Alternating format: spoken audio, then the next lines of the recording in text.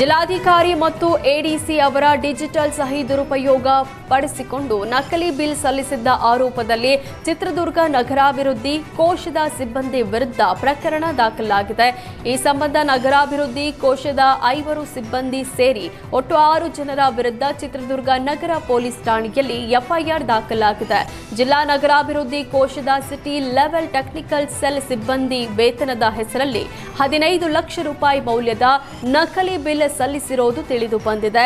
ಖಜಾನೆ ಇಲಾಖೆಯು ಡಿಜಿಟಲ್ ಸಹಿ ಕುರಿತು ಆಕ್ಷೇಪಣೆ ವ್ಯಕ್ತಪಡಿಸಿದ ಹಿನ್ನೆಲೆ ಈ ಅಕ್ರಮ ಬೆಳಕಿಗೆ ಬಂದಿದೆ. ನಗರಾಭಿವೃದ್ಧಿ ಕೋಶದ ನಿರ್ದೇಶಕಿ ರೇಷ್ಮಾ ಹಾನಗಲ್ ನೀಡಿದ ದೂರಿನ ಆಧಾರದ ಮೇಲೆ ಹೊರಗುತ್ತಿಗೆ ನೌಕರರಾದ ಸೈಯದ್ ಸಾದಿಕ್, ವಿನಯ್ ಶರ್ಮಾ, ವಿಜಯ್ ಕುಮಾರ್, ಬಸವರಾಜ್, ಮೆಹಬೂಬ್ ಬಾಷಾ ಹಾಗೂ ಬಿಎಂಎಚ್ ಎಂಟರ್ಪ್ರೈಸಸ್ನ ವೆಂಕಟೇಶ್ ವಿರುದ್ಧ ಪ್ರಕರಣ ದಾಖಲಾಗಿದೆ. ಸದ್ಯ ಪ್ರಕರಣದಲ್ಲಿ 5 ಆರೋಪಿಗಳನ್ನು ಪೊಲೀಸರು ಬಂಧಿಸಿದ್ದು, ಪ್ರಮುಖ ಆರೋಪಿ ಸೈಯದ್ ಸಾದಿಕ್ ಪರಾರಿಯಾಗಿದ್ದಾನೆ. ಧಾರವಾಡ ಕೇಂದ್ರ ಕಾರಾಗೃಹದಲ್ಲಿ ಕೈದಿಗಳಿಂದ ಮೊಬೈಲ್ ಬಳಕೆಗೆ ಶ್ರೀರಾಮ ಸೇನೆ ಆಕ್ಷೇಪ ವ್ಯಕ್ತಪಡಿಸಿದೆ. ಅಲ್ಲದೆ ಪೋಕ್ಸೋ ಆರೋಪಿಯಿಂದ ಜೈಲಿನಿಂದಲೇ ವಿಡಿಯೋ ಕಾಲ್ ಮಾಡಿದ ಘಟನೆ ಖಂಡಿಸಿ ಧಾರವಾಡದ ಕೇಂದ್ರ ಕಾರಾಗೃಹಕ್ಕೆ ಮುತ್ತಿಗೆ ಹಾಕಲು ಶ್ರೀರಾಮ ಸೇನೆ ಯತ್ನಿಸಿದೆ. ಜೈಲಿನ ಒಳಗಡೆ ಇರುವ ವಿಚಾರಣಾಧೀನ ಆರೋಪಿ ಪರ್ವೇಜ್ ಎಂಬಾತನಿಂದ ವಿಡಿಯೋ ಕಾಲ್ ಮತ್ತು ಆಡಿಯೋ ಕಾಲ್ ಮಾಡುತ್ತಿರುವ ಆರೋಪ ಕೇಳಿ ಬಂದಿದೆ. ಹೀಗಾಗಿ ಪರ್ವೇಜ್ ಜೊತೆ ಮಾತನಾಡಿರುವ ಯುವತಿಯ ಆಡಿಯೋ ಬಿಡುಗಡೆಗೊಳಿಸಿದ್ದೆ ಶ್ರೀರಾಮ ಸೇನೆ ಜೈಲಿಗೆ ಮುತ್ತಿಗೆ ಯತ್ನಿಸಿದೆ. ಅಲ್ಲದೆ ಜೈಲಿನ ಒಳಗೆ ಬಿಡುವಂತೆ ಕಾರಾಗೃಹದ 2 ಎದುರು ಪ್ರತಿಭಟನೆ ನಡೆಸಿದ್ರು. ಈ ವೇಳೆ ಜೈಲಾಧಿಕಾರಿಗಳು ಹಾಗೂ ಪ್ರಮೋದ್ ಮುತಾಲಿಕ್ ನಡುವೆ ವಾಗ್ವಾದ ಕೂಡ ನಡೆಯಿತು.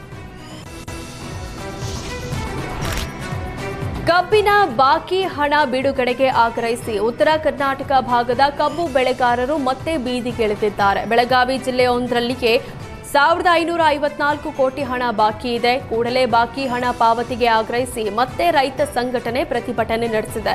ಪ್ರಸಕ್ತ ಸಾಲಿನ ಕಬ್ಬು ನುರಿಸುವ ಹಂಗಾಮು ಬಹುತೇಕ ಮುಕ್ತವಾಗಿದೆ. ರಾಜ್ಯದ ಕಾರ್ಖಾನೆಗಳಲ್ಲಿ 4700 ಕೋಟಿ ಬಾಕಿ ಉಳಿಸಿಕೊಂಡಿದ್ದು ರೈತರ ಆಕ್ರೋಶಕ್ಕೆ ಕಾರಣವಾಗಿದೆ. ನಿಗದಿ ಮಾಡೋಕ್ಕಾಗಿ ಗುರ್ಲಾಪುರದಲ್ಲಿ 10 ದಿನ ಹೋರಾಟ ಮಾಡಿ ಬಿಲ್ ಪಡ್ಕೋತಕ್ಕಂಥದ್ದು. ಇವತ್ತ 3 ತಿಂಗಳ 2 ತಿಂಗಳ 4 ತಿಂಗಳ ಬಾಕಿ ಬಂದಿಲ್ಲ. 5000 ಕೋಟಿ ರೂಪಾಯಿ ಬಾಕಿ ಉಳ್ದತಿ.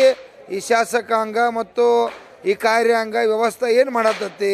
14 ದಿವಸನಾಗ ಬಾಕಿ ಕೊಡ್ಬೇಕನ್ನೋ ಕಾನೂನು ಐತೆ. ಅದು ಇದ್ದಾಗೂ ಕೂಡ 3 ತಿಂಗಳು ಕೊಟ್ಟಿಲ್ಲ ಅಂದ್ರೆ ಕಾರ್ಖಾನೆ ಮಾಲೀಕನು ಒಳಗೆ ಹಾಕಲಿಲ್ಲ. ಅವ್ರಿಗೆ ಕಾನೂನೇ ಇಲ್ಲ. ಇದೆಲ್ಲ ಬಡವ್ರಿಗೇನ ಬರೀ ನಮ್ಮ ಭಾಗ್ಯ ಹೆಂಗಪ್ಪ ಅಂತಂದ್ರೆ ರೈತರು ಇವತ್ತು ಆತ್ಮಹತ್ಯೆ ಮಾಡ್ಕೋತಾರ. ದುರ್ದೈವ. ಈ 225 ಮಂದಿ ಶಾಸಕರಲ್ಲಿ ಬಜೆಟ್ ನಡೆದ್ರೆ ಒಬ್ಬ ₹1 ಬಾಕಿ ಕೊಡಬೇಕು ಅನ್ನುವಂತ ಮಾತಾಡಲಿಲ್ಲ.